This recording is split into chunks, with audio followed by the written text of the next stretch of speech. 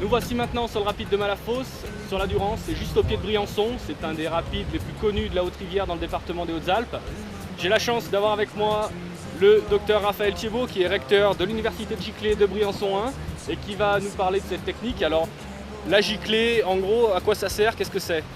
Alors la giclée, c'est le mouvement de base de la Haute-Rivière quand même. On s'en sert en permanence. C'est vraiment le mouvement à connaître pour pouvoir faire de la Haute-Rivière. Le but de la giclée, c'est de passer au-dessus des mouvements d'eau. C'est-à-dire qu'on va sur un seuil décoller pour ne pas se faire enterrer, pour pouvoir atterrir bien à plat, garder sa vitesse et garder le contrôle de son bateau.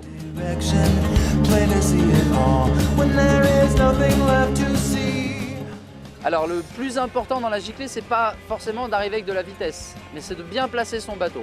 On va essayer de plutôt calculer ses coups de pagaie, ou en tout cas retenir le dernier coup de pagaie pour que la pagaie tombe bien sur la lèvre du seuil. On veut amener notre pagaie ici pour avoir le maximum de pression. Alors justement, au niveau de la pagaie, comment est-ce que ça se passe? Alors la giclée, en fait, c'est un coup de pagaie, donc il faut qu'il soit bien placé. C'est une propulsion, mais on va essayer de chercher le plus possible sous le bateau, de façon à avancer vraiment droit, avec la pagaie le plus verticale possible.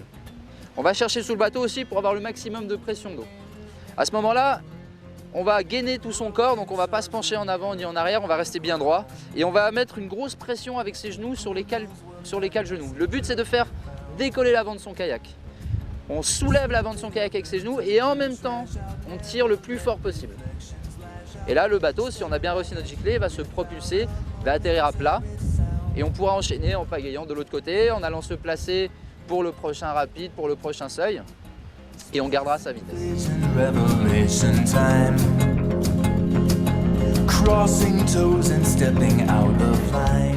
Alors la giclée, est-ce qu'on peut la faire de partout? Comment on fait pour la prendre sur les rivières des Hautes-Alpes qui nous entourent? On peut faire des giclées sans problème jusqu'à 4-5 mètres de haut. Passer cette hauteur, le risque de tassement de vertèbres si on atterrit à plat commence à être important. Donc il faut déjà des seuils bien émulsionnés.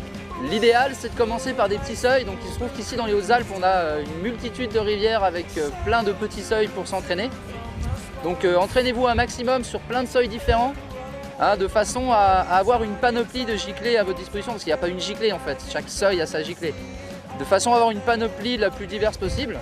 Et puis petit à petit ça s'affine et on peut s'envoyer de plus en plus haut. Merci professeur.